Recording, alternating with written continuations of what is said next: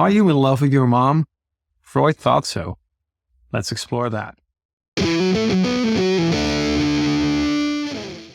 In our last episode, we looked at the work of Ivan Pavlov, the scientist who discovered classical conditioning, a process in which behaviors are learned through association.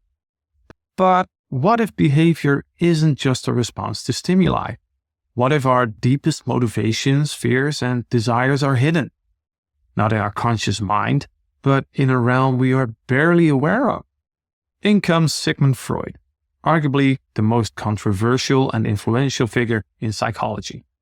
Freud introduced the idea that the unconscious mind drives human behavior. His ideas on id, ego, and superego, psychosexual development, and defense mechanisms heavily influenced the way we think about personality, therapy, and even culture itself. His ideas continue to spark debate, even today. So, was Freud a genius or a pseudoscientist? Sigmund Freud was born in 1856 in the Austrian Empire. He showed early academic brilliance and studied medicine and neurology at the University of Vienna. Initially, Freud was interested in neurological disorders, particular cases of hysteria, a condition in which patients exhibited physical symptoms with no apparent medical cause. While working with Jean-Martin Charcot, a French neurologist who used hypnosis to treat hysteria, Freud became fascinated by the idea that mental disorders might have psychological rather than biological origins. This led him to develop psychoanalysis, a revolutionary method for exploring the unconscious mind. In 1899, Freud published his groundbreaking work, The Interpretation of Dreams. In this book, Freud argued that dreams are the royal road to the unconscious, revealing hidden desires and repressed conflicts. His ideas would change the way we understand the human mind forever. So what are Freud's key ideas? Well, first of all, one of Freud's most famous theories is that the mind is divided into 3 different levels. So there's the conscious mind, where the thoughts and perceptions go that we are aware of. The preconscious mind, so thoughts and memories that are accessed only if needed. And the unconscious mind, so that's a whole hidden realm of repressed desires, memories, and instincts. And Freud believed that the unconscious mind is the most powerful force in human behavior. It contains thoughts and desires that we may not even be aware of, but that influence our decisions, fears, and dreams. He compared the mind to an iceberg. The conscious mind is the small visible tip, and the unconscious mind is the massive structure hidden beneath the surface. So expanding on that idea, Freud described personality as a battle between 3 competing forces. The id, the primitive instinctual part of the mind that operates on the pleasure principle, that just wants immediate gratification, desires like hunger, sex, and aggression. Then there is the ego, the rational part that mediates between the id and reality. It operates on the reality principle, making practical decisions. And then there is the superego, the moral conscience, shaped by social norms and parental influence. It represents internalized rules and ideals. According to Freud, mental conflict arises when these 3 forces clash. For example, if the id wants pleasure, but the superego imposes guilt, the ego must find a compromise. And if the id is too strong, we may act impulsively. But if the superego is too strong, we may feel overwhelming guilt or anxiety. This theory helped lay the foundation for modern personality psychology and influenced later thinkers like Carl Jung and Erik Erikson. We're going to have different videos on both Carl Jung and Erik Erikson later on in this series, so make sure to subscribe and make sure you don't miss them. Freud also believed that childhood experiences shape adult personality. He proposed a theory of psychosexual development, suggesting that personality is formed through 5 stages. First of all, the oral stage, up to 1 year, where infants find pleasure in sucking and biting. Then the anal stage from 1 to 3 years, where toilet training influences attitudes toward order and control. Then the phallic stage from 3 to 6 years old, where children develop an awareness of gender differences. Then the latency stage, where sexual instincts are dormant and social development takes precedence, and this happens in around 6 to 12 years.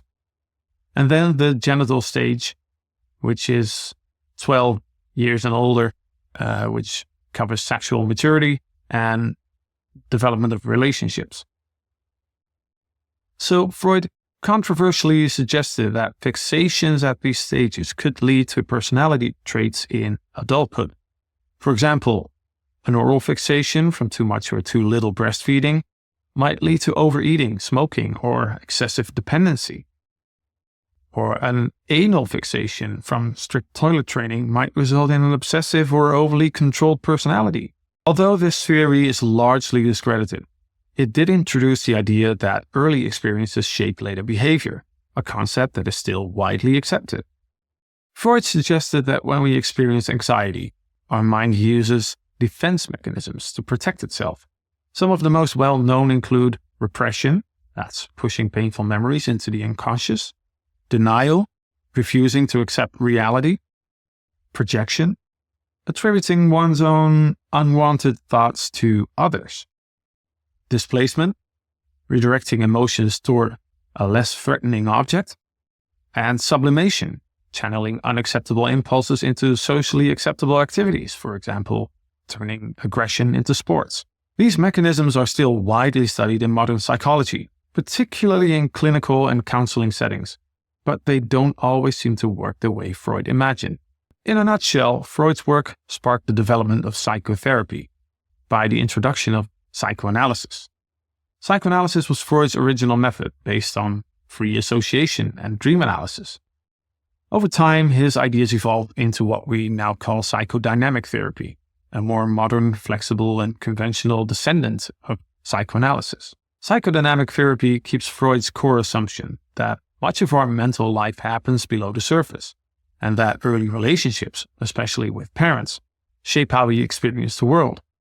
But it trades the leather couch for a face-to-face conversation and places less emphasis on dream interpretation and childhood fixations. Instead, it focuses on identifying patterns in relationships and emotional blind spots and unresolved conflicts, often by exploring the therapeutic relationship itself. In some way, even cognitive behavioral therapy, or CBT in short, is influenced by psychoanalysis. Now, don't get me wrong, psychoanalysis is very different from CBT, but it does work with unconscious biases and automatic thoughts, just like Freud described. So, credit where credit is due. And even concepts like the Freudian slip and the Oedipus complex are still part of pop culture today, whether we like it or not.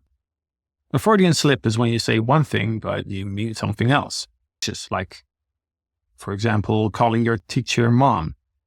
Freud believed that these slips weren't random. They were little leaks from the deep, repressed plumbing of the mind. And then there's the Oedipus complex, Freud's bold claim that young boys secretly want to marry their mothers and get rid of their dads.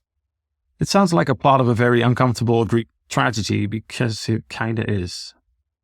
And while modern psychologists mostly don't take these ideas literally anymore, they still show up everywhere, from therapy offices to sitcom scripts and all sorts of things.